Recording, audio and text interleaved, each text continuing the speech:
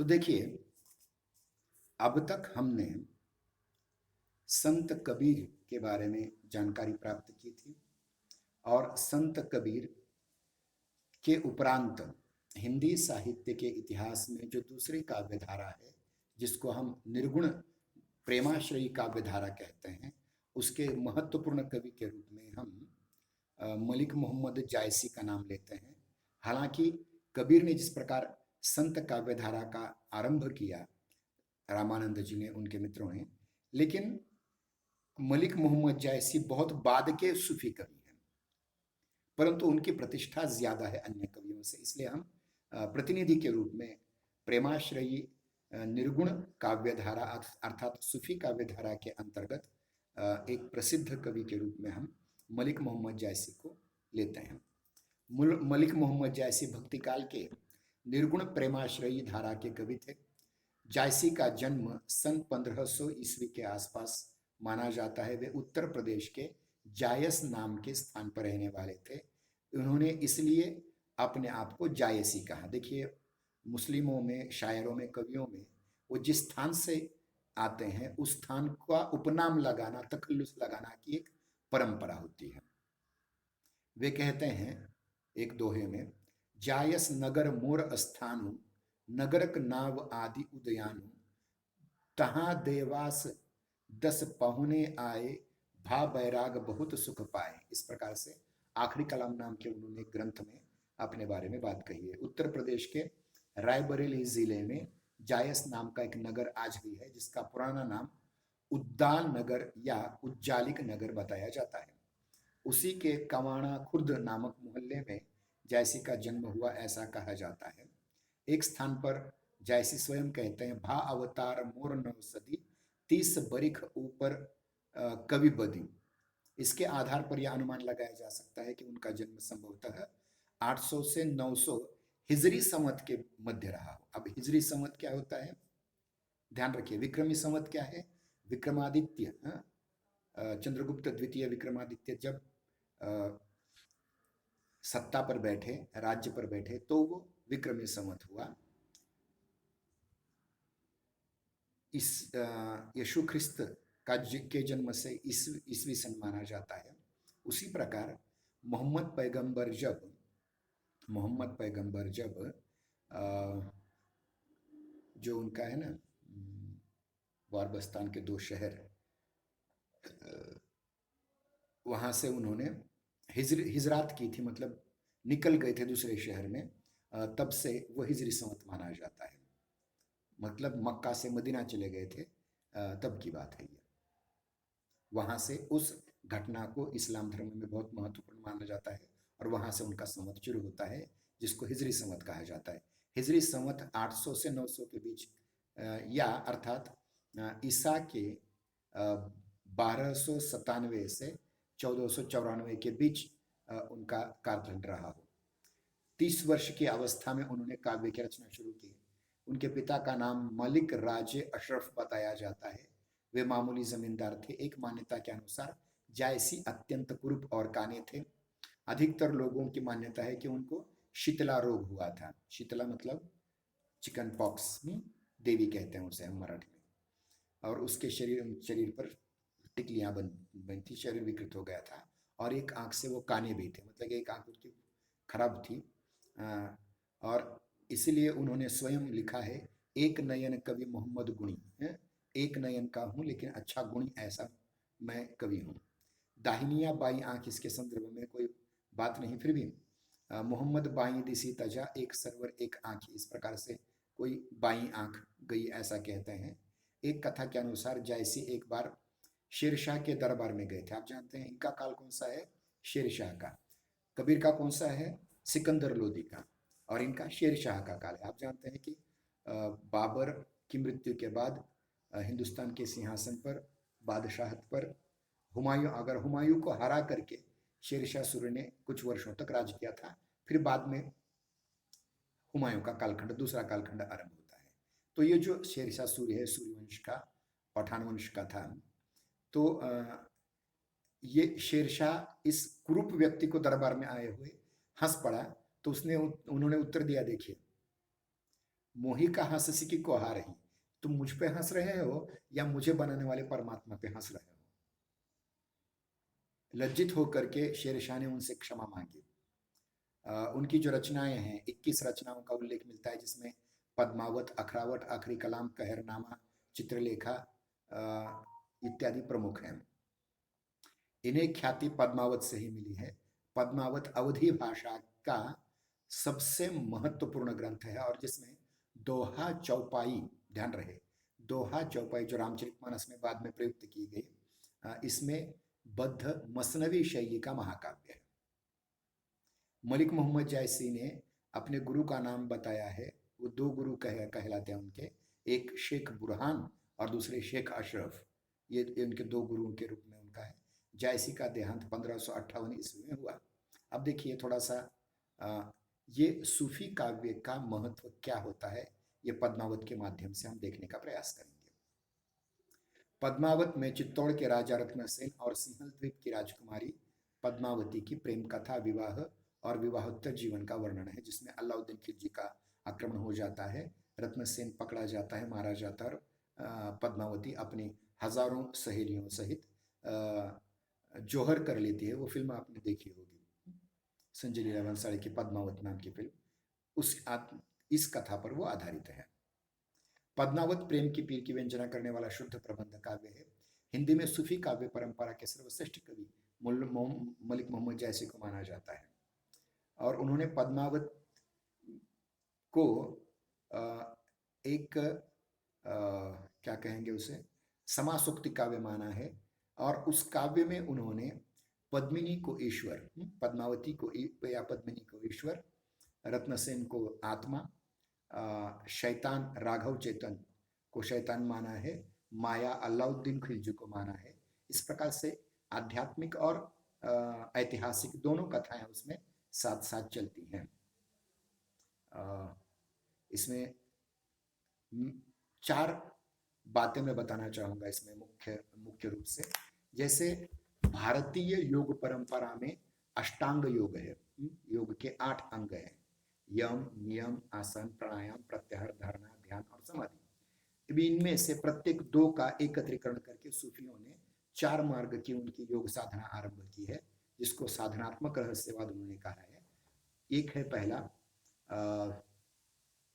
तारीकत, मारिफत, शरीयत और हकीकत। तारीकत, मारिफत, शरीयत और हकीकत। तारीकत फना हो जाना, बका रह जाना। फना और बका मतलब हम में से दुर्गुण निकाल देना, ये फना है। बका मतलब सद्गुणों को उसमें डालना, ये बका है। इस प्रकार से उन्होंने ये बात कही है। और संपूर्ण सूफी काव्य प्रेम पर बहुत महत्व देता है। और देखिए जैसे कबीर ने स्वयं को प्रेमिका और ईश्वर को प्रेमी माना था, पत्नी पति ऐसा माना था, लेकिन सूफी काव्य परंपरा में जो प्रेम है वो उल्टा है। वहां परमात्मा को परम स्त्री कहा जाता है और भक्तों को परम पुरुष माना जाता है। हाँ, इस प्रकार से उसका थोड़ा सा अंतर है।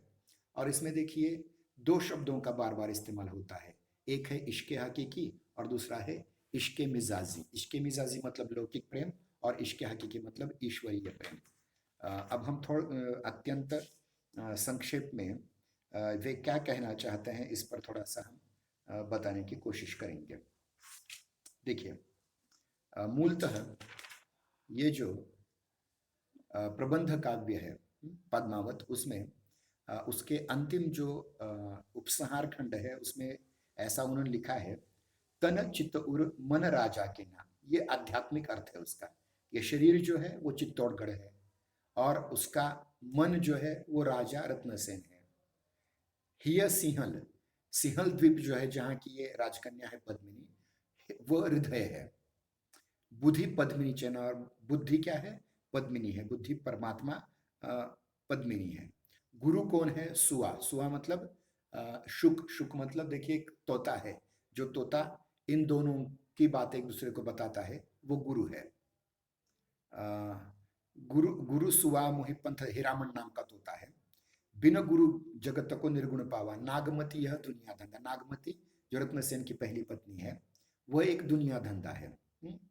बंधा सोई जो इंसो ने बंधा बना, बाचा सोई ने इससे चित बंधा। राघव दूत सोई शैतान, राघव चेतन जो पद्मिनी के रूप का वर्णन करके अलाउद्दीन को बताता है और अलाउद्दीन को उसको पाने के लिए आक्रमण करवाता है, वो शैतान है। राघव दूत सोई शैतानु माया अलाउद्दीन सुल्तान। और अलाउद्दीन खिलजी कौन है? एक सुल्तान, वह माया है। इस प्रकार से उसका आध्यात्मिक अर्थ यहाँ लिया गया है। देखिए, एक महत्वपूर्ण बात मैं यहाँ कहना चाहूँगा आचार्य डॉक्टर रामकुमार शर्मा के शब्दों में, रामकुमार वर्मा जी के शब्दों में, सूफी मत में ईश्वर की भावना स्त्री रूप में की गई है। वहां भक्त पुरुष बनकर उस स्त्री की प्रसन्नता के लिए 100 जान से निसार होता है, उसके द्वार पर जाकर के प्रेम की भीख मांगता है। ईश्वर एक दैवी स्त्री के रूप में उसके सामने उपस्थित होता है। इस तरह सूफी मत में ईश्वर स्त्री और भक्त पुरुष है। पुरुष ही ईश्वर से मिलने की चेष्टा करता है, जिस प्रकार से रत्नसेन सिंहल द्वीप जाकर के परमात्मा रूपी पद्मावती को मिलने के लिए चेष्टा करता है। इस प्रकार से उसका भावार्थ है। और अभी जैसे मैंने कहा था कि सूफी पंथ की जो 4 मुकामात हैं, शरीयत, तारीकत, हकीकत और मारिफत, ये परमात्मा में एकाकार होने की या जिसे हम कहें कि मोक्ष की बातें यहाँ प्रकट की जाती हैं। अब ये तो बात आपकी समझ में आ गई होगी कि किस प्रकार से ये पद्मावत रचा गया है। और पद्मावत की तरह ही उनके अनेक काव्य हैं, अखरावट है, कानावत है, वगैरह वगैरह। लेकिन इस बात का महत्व इसलिए है कि पद्मावत में मलिक मोहम्मद जायसी ने भारतीय राजा रानी की प्रेम कथा के माध्यम से अपने सूफी आध्यात्मिक सत्य को प्रकट करने का प्रयास किया है। और इसमें लोक तत्व बहुत ज्यादा है। जैसे जोगी, हमारे देखिए भारतीय लोक परंपरा में योगियों का, नाथपंथी योगियों को एक महत्वपूर्ण कथानक रूढ़ी के रूप में स्वीकार किया जाता है। देखिए बारात सखिन सो कह महसो जोगी आहा।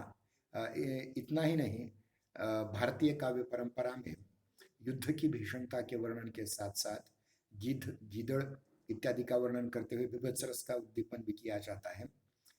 तो उसका भी लोक तत्व में स्थान दिया है। गिद्ध चील सब मंडप छावही, काम कलोल बरही गावही। इस प्रकार से अलग इसमें षड ऋतु वर्णन है, 12 मासा वर्णन है। षड ऋतु वर्णन में पद्मिनी का पक्ष कहा है, 12 मासा में नागमती के पक्ष को स्थान दिया हुआ है। और सबसे ज्यादा महत्वपूर्ण बात यहाँ है कि मलिक मोहम्मद जायसी ने हिंदुओं के पौराणिक कथाओं का बहुत उपयोग किया है। जैसे लक्ष्मी की कथा है, विष्णु की कथा है, गणपति की कथा है, बहुत सारी कथाओं का उपयोग संपूर्ण इसमें किया हुआ है। और यह स्पष्ट किया है कि समुद्र की बेटी के रूप में लक्ष्मी को स्थान दिया हुआ है। बाद में पार्वती, शिव आते हैं। ये सारी की सारी रूढ़ियाँ, कथानक रूढ़ियाँ यहाँ आती हैं। और भारतीय तीर्थ स्थानों का बहुत इसमें वर्णन है। जैसे प्रयागराज है, काशी है, अयोध्या है, सेतुबंध है, मतलब श्री राम सेतु है, द्वारकापुरी, मथुरा, वृंदावन, जगन्नाथपुरी, सभी का उल्लेख मिलता है। इतना ही नहीं, इसमें 33 करोड़ देवताओं की भी बात आई है, जिनमें विष्णु, इंद्र, ब्रह्म, शिव, लक्ष्मी, पार्वती, सरस्वती जैसे 33 कोटि देवता साजा, ओ 96 मेघ दर गाजा, इस प्रकार से वर्णन है। और बहुत सी कथानक रूढ़ियाँ इसमें आती हैं। जैसे माता पिता के द्वारा देवी देवता के विशेष आराधना के रूप में संतान की प्राप्ति होना, जैसे पद्मिनिका वगैरह, और अत्यंत रूपवती होना। दूसरा, किसी पक्षी के द्वारा नायक नायिका के गुण का वर्णन करके सुनकर उनमें प्रेम भाव उत्पन्न करना, जैसे हीरामन नाम का तोता इसमें करता है। फिर उसके बाद स्वप्न दर्शन या चित्र दर्शन के द्वारा प्रेम उत्पन्न होने की रूढ़ी का भी यहाँ उल्लेख किया गया है। शिव मंदिर में नायक नायिका का मिलना, घर छोड़ करके नायक नायिका शिव मंदिर में आकर के मिलना, इस प्रकार की बात है यहाँ। फिर पशु पक्षियों की बातचीत के द्वारा भावी घटनाओं की सूचना देना, अनुमान कर लेना। शिव पार्वती द्वारा नायक के कष्ट को देख करके उसकी सहायता करना, उसकी रक्षा करना, इस प्रकार का भी भाव यहाँ प्रकट होता है। फिर युद्ध में देवताओं के का सहयोग नायक को मिलना, पार्वती द्वारा नायक के प्रेम की परीक्षा लेना, जैसे राम की भी पार्वती ने ली थी वगैरह बहुत सारी बातें। सिद्धि पाने के लिए राजा का योगी बन जाना, समुद्र समुद्र जैसे जो अति प्राकृतिक वस्तुएं हैं उनका ब्राह्मण वेश में आकर के नायक के साथ या नायिका के साथ बातें करना, उपहार प्रदान करना वगैरह वगैरह। नायक या नायिका या प्रेमिका को पाने के लिए दूती भेजना, और पति की मृत्यु के बाद पत्नी के द्वारा सती हो जाना, ये भारतीय कथानक रूढ़ियां इसमें बहुत सी आती हैं। इसलिए पद्मावत का बहुत अधिक महत्व है। मैंने जो व्हाट्सएप पर मलिक मोहम्मद जायसी के बारे में और खास करके पद्मावत के बारे में जो बातें बताई हैं उनको आप अच्छी तरह से पढ़ लेंगे तो बहुत सी बातें आपको पता चल जाएंगी और उस आधार पर आपको इसका प्रकट करना अध्ययन करना पड़ेगा। अब देखिए, जायसी की काव्य दृष्टि में सौंदर्य चित्रण, उसके उपरांत वस्तु वर्णन, प्रकृति चित्रण, रहस्यवादी भावना, खास करके साधनात्मक रहस्यवाद की भावना, भाव और रस का निरूपण, अलंकारों का निरूपण, छंद योजना, खास करके उनके संपूर्ण पद्मावत में कुछ चौपाइयाँ और एक दोहा, कुछ चौपाइयाँ और एक दोहा, 8 चौपाइयाँ एक दोहा, 8 चौपाइयाँ एक दोहा, इस छंद का प्रयोग किया गया है, जिसके आधार पर बाद में तुलसीदास ने रामचरितमानस लिखा है और ये अवधी भाषा में लिखा गया है। एक और महत्वपूर्ण बात कि जो जायसी का पद्मावत है वो समासोक्ति है या अन्योक्ति है, इस पर भी चर्चा की जा सकती है, लेकिन ये समासोक्ति है। एक और वो रत्नसेन, पद्मिनी, अलाउद्दीन खिलजी का इतिहास बता रहे हैं और दूसरी ओर उनकी आध्यात्मिक परिणति भी बता रहे हैं। और यहाँ कथा प्रधान नहीं है, अपितु उसमें व्यंजित आध्यात्मिक अर्थ प्रधान है। अब देखिए, यहाँ देखिए जो संपूर्ण खंड है जायसी ग्रंथावली में है या यूं कहें पद्मावत में, उनके नाम कैसे हैं देखिए, सिंहलगढ़ खंड, सिंहल द्वीप वर्णन खंड, मानसरोदक खंड, नक्षिक खंड, सात समुद्र खंड, ये स्थानों पर आधारित है। फिर उसके बीच में नागमती वियोग वर्णन खंड, 12 मासा खंड, या फिर षड ऋतु वर्णन खंड, ऐसे समय पर आधारित भी वर्णन खंड है। बीच बीच में कुछ गोरा बादल भी अत्यंत महत्वपूर्ण पात्र हैं, जो पद्मावती के साथ स्त्री वेश में अलाउद्दीन खिलजी के पास जाते हैं और अलाउद्दीन की सेना को के टुकड़े टुकड़े करके रत्नसेन को वापस बचा कर आते हैं। ये युद्ध का भी वर्णन यहाँ सरजा नाम का भी एक महत्वपूर्ण पात्र है जो अलाउद्दीन खिलजी का एक सेनानी होता है। तो ये इस प्रकार से यहाँ एक अलगिरी के रूप में, एक समासोक्ति के रूप में यहाँ बात कही है। और जैसे मैंने अभी कहा था ना, तन चितूर मन राजा कीना, हिय सिंहर बुद्धि पद्मिनी कीना, गुरु सुवा चही पंथ दिखावा, बिनु गुरु जगत को निर्गुण पावा, नागमती यह दुनिया धंधा, बांधा सोई न एहि चित बंधा, राघव दूत सोई सैतानु, माया अलाउद्दीन सुल्तानु, प्रेम कथा यही भांति विचारहूँ बूझी यही। मतलब इस प्रकार से मैं तो प्रेम कथा कह रहा हूँ, प्रेम कथा यही भांति विचारहूँ, इस पर विचार करो, बूझी ले ही सो बूझे ही संपर हूँ। जिसको बूझ में मतलब समझ में आएगा, ये समझ में आएगा कि ये प्रेम कथा के साथ साथ आध्यात्मिक कथा भी है। इस प्रकार से उन्होंने यहाँ कुछ बातें स्पष्ट की हैं। तो इतना मेरे ख्याल से काफ़ी है। अब हम इस रिकॉर्डिंग को रोकते हैं और देखिए अब 10 बज चुके हैं लगभग, मतलब हमारा समय समाप्त हो आया है। मुझे लगा था कि चारों के चारों कभी आज पूर्ण हो जाएंगे, लेकिन नहीं हो पाए। हम कल की तासिका में भक्त सूरदास और गोस्वामी तुलसीदास पर चर्चा करेंगे। तब तक के लिए धन्यवाद। जय हिंदी, जय नागरी। हम कल 9 बजे से 10 बजे तक, कल 1 घंटे तक आधा घंटा सूरदास और तुलसीदास पर लेंगे। जय हिंदी, जय नागरी। धन्यवाद।